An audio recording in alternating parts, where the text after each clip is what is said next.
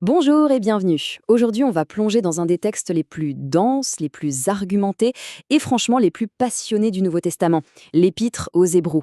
Et attention, ce n'est pas juste une lettre comme une autre. Non, c'est une véritable démonstration hyper puissante conçue pour raviver une flamme qui était vraiment sur le point de s'éteindre. La question qui est au cœur de ce livre, elle est à la fois simple et hyper profonde. Pourquoi est-ce que quelqu'un aurait besoin d'écrire un argumentaire aussi long, aussi détaillé, pour convaincre des gens qui croient déjà de continuer à croire? Ça paraît un peu paradoxal, non? C'est vraiment le mystère que l'auteur cherche à résoudre. Et pour comprendre sa réponse, il faut absolument qu'on se penche sur le contexte. Parce que l'auteur ne s'adresse pas à des novices, pas du tout. Il parle à une communauté qui traverse une vraie crise de foi. Alors imaginez un peu le tableau. On a des chrétiens d'origine juive qui sont complètement épuisés par la persécution. Leur nouvelle foi, au lieu de la paix, ne leur a apporté que des problèmes, des difficultés. Et là, ils sont tentés de tout laisser tomber, de retourner à la sécurité, à ce qu'ils connaissent, leurs anciennes traditions. Leur espoir est en train de s'effriter. C'est vraiment à cette communauté, qui est au bord du gouffre, que cette lettre est adressée. Et qui leur écrit? Alors là, c'est une partie de l'énigme. L'auteur est anonyme, on ne sait pas qui c'est.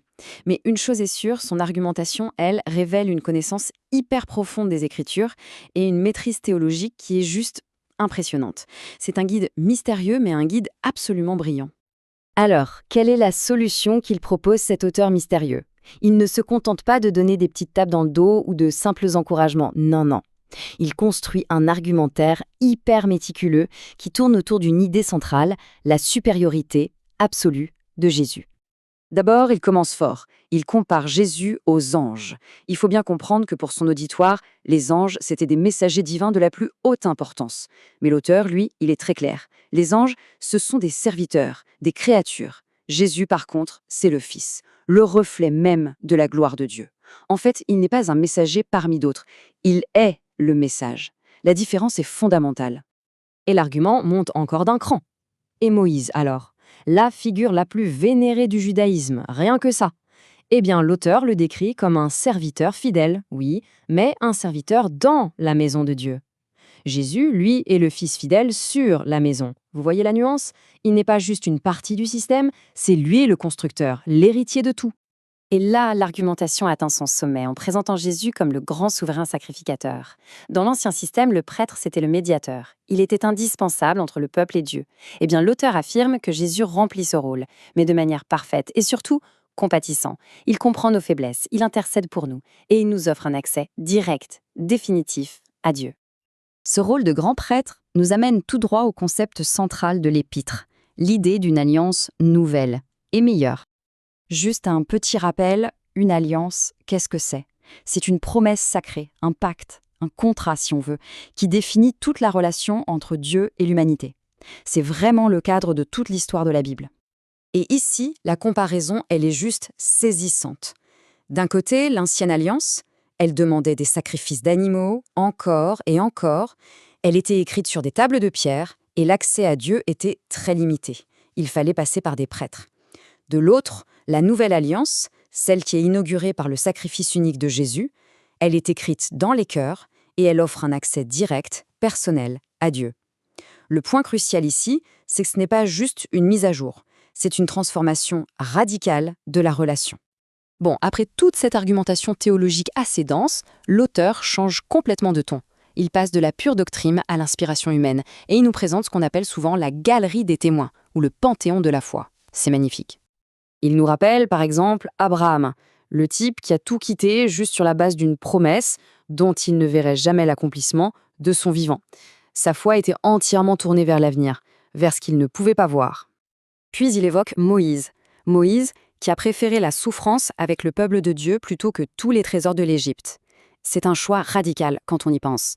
Un choix qui n'est pas motivé par ce qu'il voyait, mais par ce en quoi il croyait profondément. Et la liste continue. David, les prophètes, et tellement d'autres. Et leur point commun, c'est toujours le même. Ils ont tous vécu en regardant au-delà de leur réalité terrestre, vers la promesse d'une cité céleste, une patrie qui serait bien meilleure. Voilà ce qui résume le point commun de tous ces héros. Ils ont vécu par la foi, sans jamais recevoir concrètement ce qui leur avait été promis. Mais ils le voyaient de loin, ils le saluaient, ils savaient que l'histoire était plus grande qu'eux.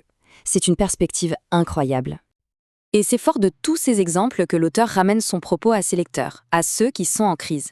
En fait, toute cette longue démonstration n'a qu'un seul et unique but, leur lancer un appel vibrant à la persévérance. Le message est donc on ne peut plus direct. Ne retournez pas en arrière. N'abandonnez pas votre espérance. Face à l'épreuve, tenez bon. Parce que comme il vient de le démontrer, ce vers quoi on avance est infiniment supérieur à tout ce qu'on pourrait laisser derrière.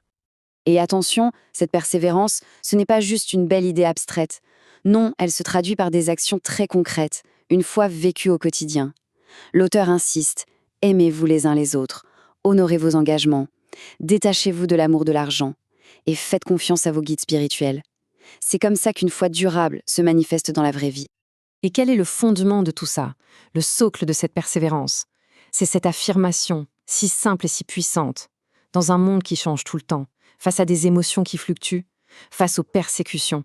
Il y a un point d'ancrage, un seul, qui est immuable, Jésus-Christ. Au final, l'Épître aux Hébreux, c'est un immense argumentaire pour une espérance solide.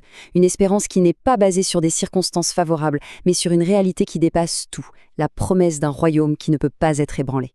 Et c'est peut-être ça le message le plus puissant de ce texte. Peu importe à quel point le monde autour de nous tremble, l'objet de notre foi, lui, il reste parfaitement stable.